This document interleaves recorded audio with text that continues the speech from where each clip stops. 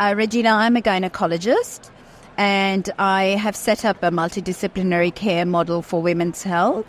And basically, I have an interest outside gynecology as well. So I love being a clinical educator, particularly looking at primary health and how we can support the care of women in primary care health. Yeah. And also, I have an interest in digital health. Although if you ask my children, they were like, Mom doesn't even know how to turn a computer on or off.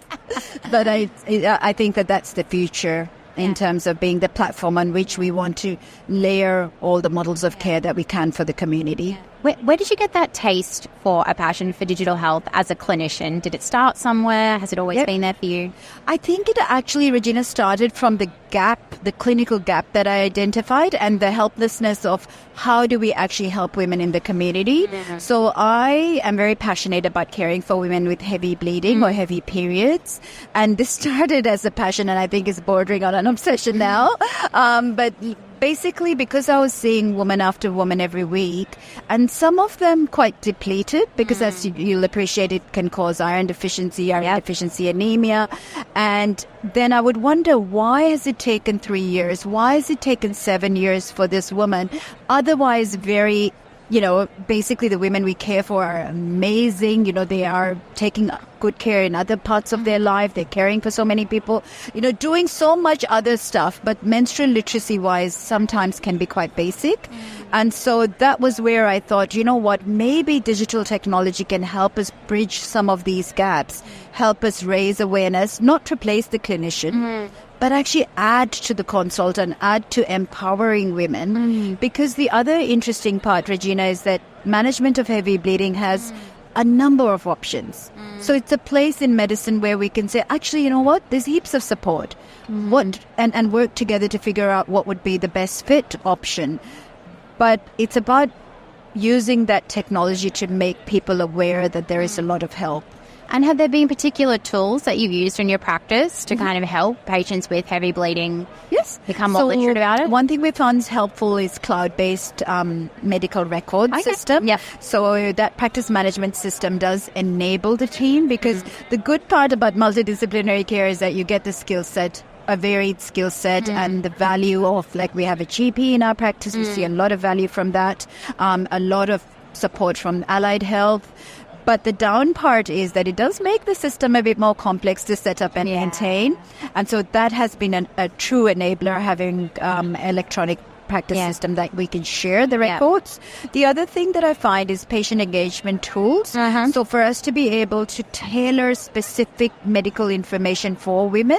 So for example, someone might say, look, I want to have more children.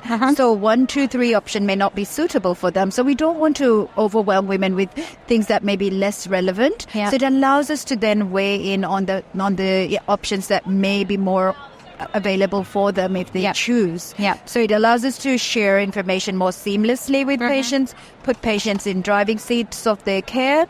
And the other tool that recently I found very helpful is an AI scribe. So I'm finding that it doesn't change, obviously, the time that we're spending with women, but it's allowing us to focus more on engaging with them as opposed to the part around documenting. So I feel that technology has so much to offer if we use it safely and we use it in a very in a way that we're respecting patients' privacy. But within those boundaries, there's lots of I'm finding, as a mere clinician, there's lots of advantages to different models. You were here at Digital Health Festival last year to this year. Have you seen changes in the space in a year? Yeah, look, I certainly think there's more flavor for innovation, and clinicians are getting more confident in saying, look, you know what, we actually want to do better, and we want to do a more varied role that includes technology. But in terms of my own personal journey, I haven't seen many gynecologists. I was even saying yesterday in 6,000 participants, I might be wrong, but I haven't personally met or seen any gynecologist. I was reassured to see a number of femtech sessions, but I think there is still so much more to do. So in the gynecological space, in the women's health space, and the multidisciplinary care space, what do you see as the biggest challenges over the next 5 years? I think the biggest challenges are actually making the needs of the community accessible. So the first issue was around awareness, but once we nail that awareness battle and we say, hey, look, there is help, but how does the person at home actually seek that help? So then I think therein is technology is also an enabler of saying, look, you know what, in this community there, these 3 GPs have said they have a special interest in this, or there is an abnormal uterine bleeding hub. Like, for example, we've set up Australia's first abnormal bleeding hub. So we're saying, look, walk through our doors, we'll do your ultrasound, we'll do your biopsy if we need it, because obviously we want to make sure there's no underlying cancer or certain other causes. We will help you give your iron if your iron levels are low. We will organize surgical options for you if needed, particularly the day surgical options are a very good option for some women, like endometrial ablation, for example. So those awareness is one factor, but actual access. And then the other thing, Regina, that we know is cost of living is a very real situation for women. So there was a study that we did last year of 5,000 women, which is an online study, to ask them about heavy periods, and 25% of them said they do have it often or always. And when they were asked, half of them had not seen a GP. And when asked why, because they were deprioritizing. Women typically tend to care for other people before their own needs. But the second theme was cost. And so I think this is where we need to leverage the technology to empower the community. Amazing. I feel like I could talk to you about heavy bleeding forever, but it's not a heavy bleeding conference. I wish it was. I feel like most of us did, actually.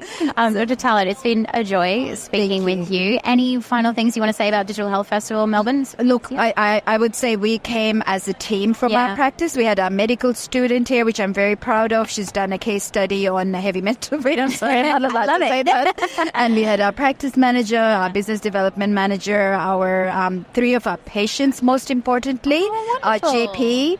So it's been really good. I would encourage practices to consider coming as a team, because a lot of the enthusiasm and the learning is actually non-clinical as well for your practice staff, and there are opportunities to network, especially if you're interested in research and advocacy.